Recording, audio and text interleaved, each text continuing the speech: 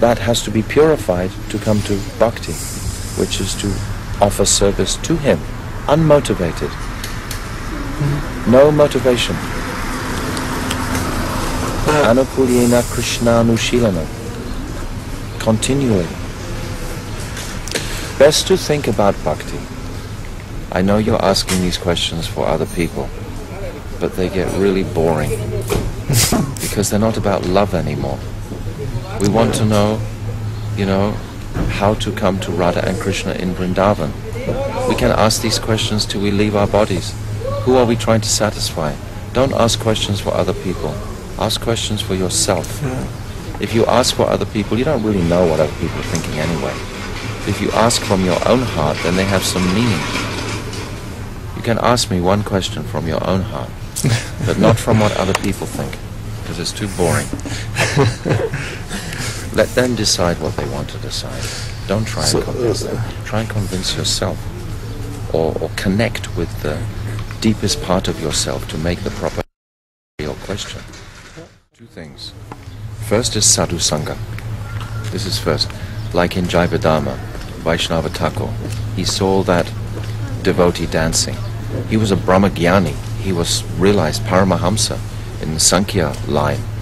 And then he saw this Vaishnava.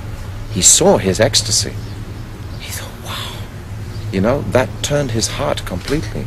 Then he came to Vrindavan looking for devotee. Then he went to Navadvip, then Godrum. Then he met Premdas Babaji and whole Jayavadama. This is Bhaktivinoda Thakur is sharing this. Sadhu Sangha in the beginning. Like Ajamil, he met the Vishnu Dutas that gave him Sadhu Sangha. Sadhu Sangha is the first point to see the reality of the spiritual conception. And then the second is Nam Sankirtan, which is the process that Mahaprabhu has given us. It gives us the power to understand the sweetness of Sadhu Sangha. Sadhu Sangha and Nam Bhajan. Living in Vrindavan, Mathura, Vas, living in Vrindavan.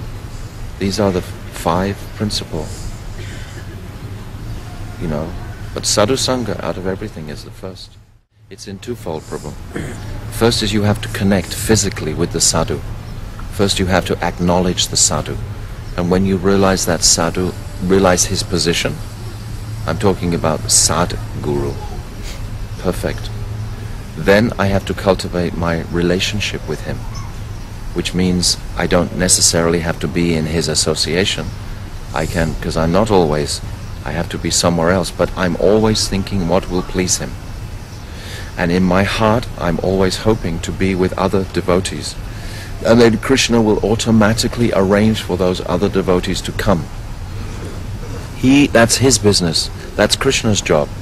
If you want to associate with devotees and you're chanting, and you're having love for your guru, affection for your pure guru, then by some amazing mystical arrangement, you will somehow find yourself in the company of devotees. They will always be there. Even in this age, you can telephone someone, you can write someone email. It's not so far away. So Sadhu Sangha, first of all, is connecting with Guru first, Ashraya. Connecting with that. And then second is to maintain that connection through our seva to him. Tadvidi pranipatena, pratiprakšnena sevaya.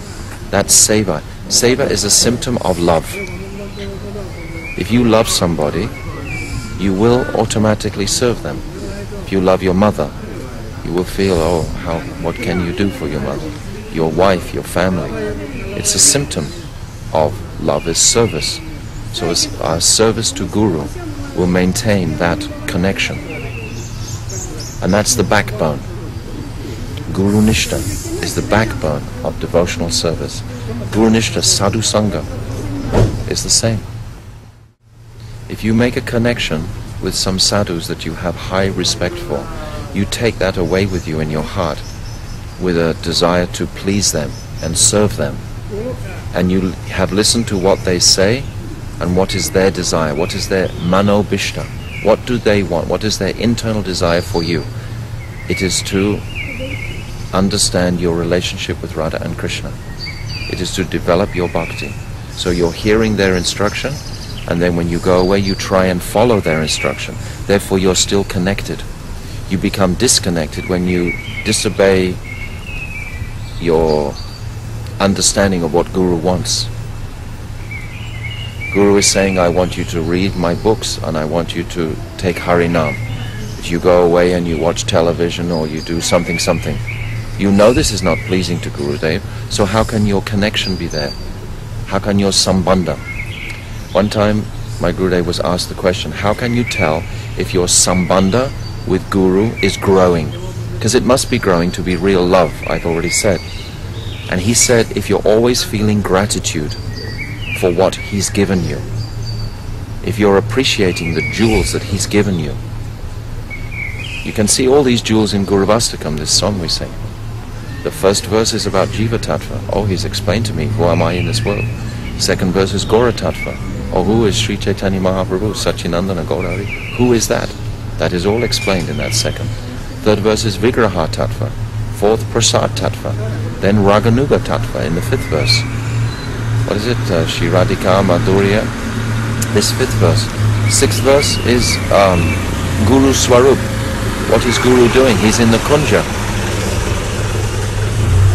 Is someone in ISKCON in the Kunja every day with Radha? I know. Because I've seen somebody who really is. So I know what is the real thing. It's like someone who knows Bhaktivedanta Swami. They know what is a pure devotee. So they can recognize another pure devotee. And they have all acknowledged Śrila Narayana Maharadža as a pure devotee. But then they all became changed from fear of losing something material. That's the history. But that Nikunjo Yuno Ratikeli Siddhaya is Guru in the Kunja serving. And then the last two verses are Guru Tattvadar. These are gifts that I appreciate from my Guru, so I'm feeling gratitude.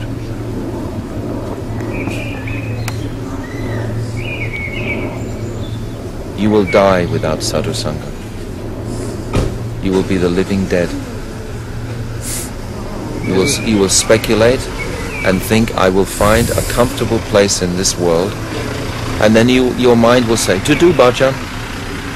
But actually the first thing is a nice place to stay with some people who satisfy my senses. And this is the material, like, conception of life. It's called Mishra Bhakti.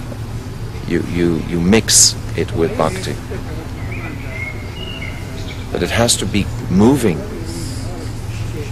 under the power of Guru to be satisfying to the soul.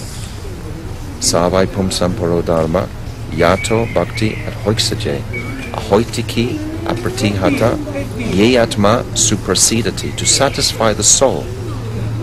This savai pumsam means humanity, dharma. This dharma to satisfy the soul is unmotivated, uninterrupted, ahoitiki bhakti. Why not we take that now? Now you have developed through many years chanting. Now Krishna has brought you to this place. Now you can take this, and now you can fulfill the desire of your soul. You can pacify your mind, but make this fire become more alive. Bring this part of your life into prominence. Don't leave the material considerations up. Krishna will arrange everything anyway. It's not our effort. It's not what we do. It's my sincerity which will change things.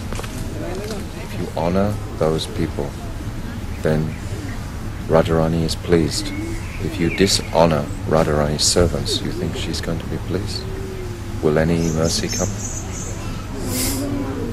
No. Okay. Okay. I go.